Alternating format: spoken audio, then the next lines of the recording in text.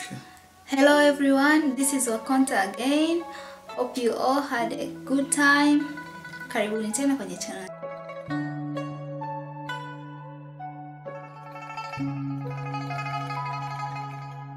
Leo unapenda kuongelea kuhusiana na misconceptions ambazo watu wanazo juu ya watu wenye spinal cord injuries. So spinal cord injury kama ilivyo ni kwamba mtu ana jeraha kwenye uti wa mgongo. Sio kwamba uti wake wa mgongo unaumwa au una matatizo, hapana. Kwa mfano mimi hapa nimeumia C3. Pale kwenye C3 ndo kwenye shida. Ila huku chini kote spinal cord injury iko intact na haina shida yoyote, na juu pia haina shida yoyote.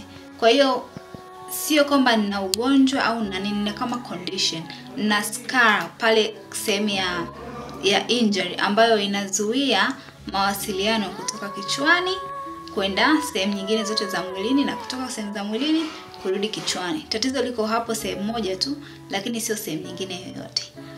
Sasa watu hawaelewi vizuri kuhusiana na hii. Kwa hivyo unakuta anakuwa na mawazo tofauti na sisi, labda anahisi kwamba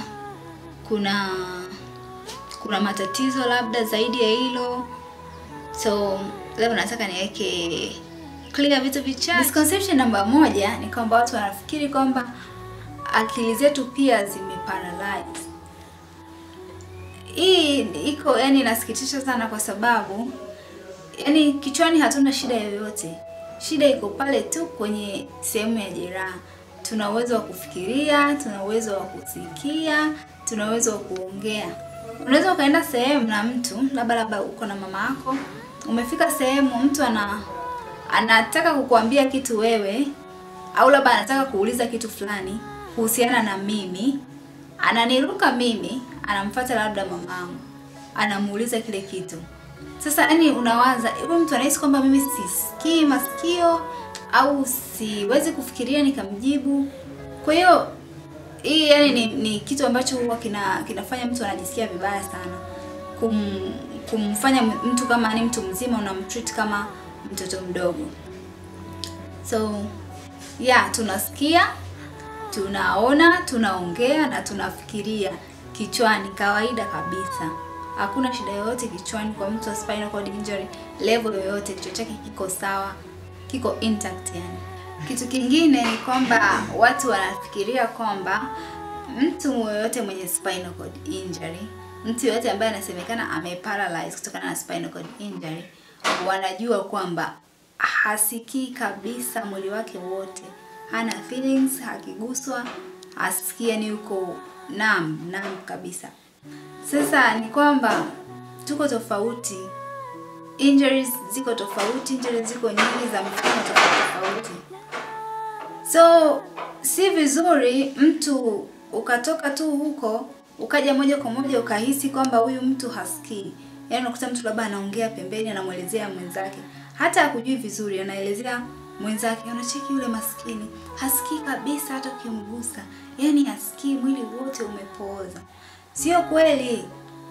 Watu tuko tofauti. Inawezekana kweli kuna fulani ambaye hasikii kabisa mwili mzima, lakini kuna fulani mwingine ambaye anasikia, ndio hawezi kumove, lakini anasikia ukimgusa mwili mzima kabisa, anaweza kasikia. Tofauti na jinsi ambavyo unasikia ukiguswa, lakini anasikia. So ni vizuri mtu akajifunza kuhusu yule mtu kabla hajaanza kuongea kitu chochote. Jambo lingine ni watu wanafikiria kwamba mtu akisha kuwa na spinal cord injury, maana yake mtu mwingine mwenye spinal cord injury atakuwa rafiki yake.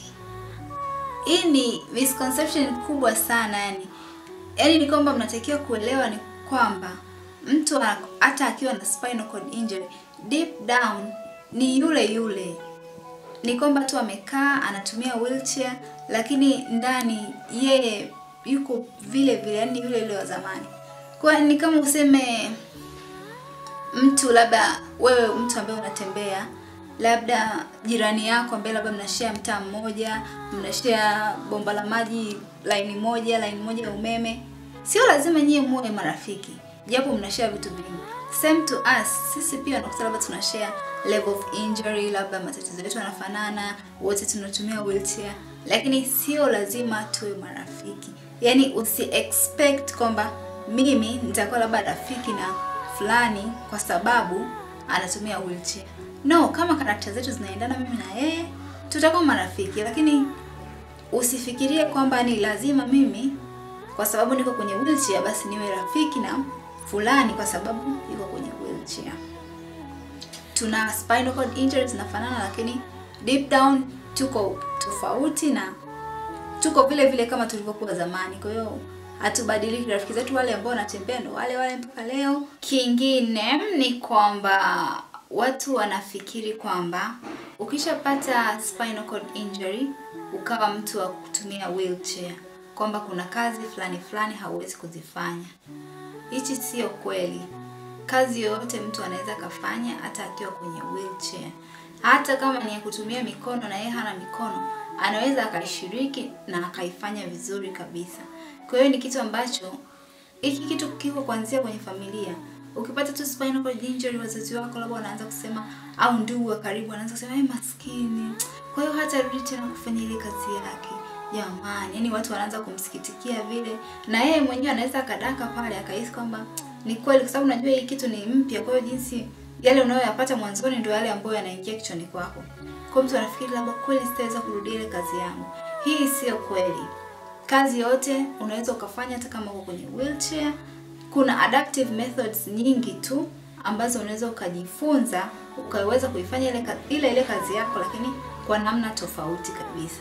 Jambo lingine kubwa sana ambalo ni kitu ambacho naulizwa sana na watu wengi, kwamba je, unaweza kupata mtoto hivyo ulivyo? Jibu ni ndio. Naweza kupata mtoto hivi nilivyo. Spinal cord injury haimzuii mtu kupata mtoto. Hata ukipata spinal cord injury bado mayai yanakuwepo na bado mzunguko unaendelea kama kawaida. Na hata kwa wanaume sperms bado zipo na ziko hai. Japokuwa kuna utofauti kidogo kati ya wanawake na wanaume, chances za mwanamke kupata mtoto ziko kubwa kidogo kuliko za mwanaume mwenye spinal cord injury, lakini bado watu wanapata watoto. Kwa hiyo usifikiri kwamba kwa sababu tuko na spinal cord injury, kwa sababu tumekaa kwenye wheelchair basi hatuwezi kupata watoto. No, tunapata watoto, ni mtu tu akiamua. Na kingine ni kwamba mtu anamuuliza mtu kama utaweza kupata mtoto. Hey jamani, labda akijua kama uko kwenye relationship, anauliza sasa itakuwaje, utaweza kupata mtoto? Yaani ni kitu ambacho unaweza usiweze kujibu kwa wakati huo, kwa sababu unajuaje kama utapata mtoto? Wewe ambaye unatembea, unajua kama una uwezo, unajua ndio unaweza kupata mtoto, lakini una uhakika kwamba unaweza kupata mtoto? Unless labda umewahi kupata mtoto, ndio utajua kwamba yes, mimi 100% kama naweza kupata mtoto. Lakini kama hujawahi kupata mtoto, unajua tu kama binadamu mwingine anavyojua kwamba kwa sababu sijawahi kupata shida yoyote, labda mizunguko iko sawa, kwamba chances zangu za kupata mtoto ziko pale pale. So hata sisi ni hivyo hivyo. Ukituuliza kwamba unaweza kupata mtoto, hatuwezi kukuambia jibu kwamba ndio 100% naweza kupata mtoto, kwa sababu kwa mfano mimi sijawahi kupata mtoto. Kwa hiyo ukiniuliza unaweza kupata mtoto, nitakwambia ndio naweza kupata mtoto. Tuko promised hivyo kwamba mwanamke ataweza kupata mtoto, mwanamke mwenye kizazi, mwanamke mwenye mayai yenye mzunguko unaoenda sawa anaweza kupata mtoto. So na mimi natumia statistic hiyo kujibu hilo swali kwamba ndio naweza, na ndio watu wenye spinal cord injury wengi wanaweza kupata mtoto, hawana shida yoyote. Kwa hiyo usifikie conclusion kwamba ukiona mtu amekaa kwenye wheelchair ukahisi kwamba yuko tofauti. No, tuko sawa, tuna nyie, kasoro tu ni kwamba tumekaa kwenye wheelchair na tunatumia wheelchair kufanya mizunguko yetu. Baada ya kuongelea kuhusiana na uwezo wa kupata mtoto, ni vizuri nimalizie na swala zima la namna mtu anapata mtoto.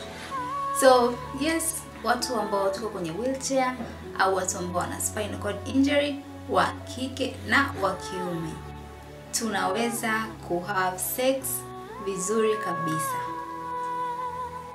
Watu wengi wanafikiri kwamba ukishakuwa labda kwa sababu mtu akikuona anajua kwamba umeparalyze, umekaa kwenye kiti basi hausikii chochote. No, hiyo sio kweli. Iko tofauti. Feelings ambazo tunazipata huku nje kwa kushika, labda kwa kushikwa mwili au kutembea, ziko tofauti kabisa na hizo ambazo zinatokea kwenye kipindi cha sex. Kwa hiyo jamani, sisi ni watu kama watu wengine, na kitendo cha sisi kuwa tumekaa kwenye wheelchair hakutuondoi kwenye kundi la binadamu. Haya ndo machache ambayo nimeweza kuwasilisha leo kuhusiana na jinsi ambavyo mnatufikiria, na hopefully imesaidia kwa namna fulani, na hopefully mnaendelea kuelewa kwamba pia sisi watu wenye spinalcord injury ni binadamu kama binadamu mwingine wote. Instagram, Facebook na Twitter kote natumia Wakonta Kapunda, na videographers wangu wanatumia official team mapicha na Eric Pixon kwa Instagram. Asanteni sana kwa kuangalia video hii. Kama unaipenda please share, na usisahau kuendelea kusubscribe. Bonyeza button nyekundu hapo chini, na kama una comment yoyote please acha comment yako kwenye comment section below, nitakujibu. Asante sana, see you next time.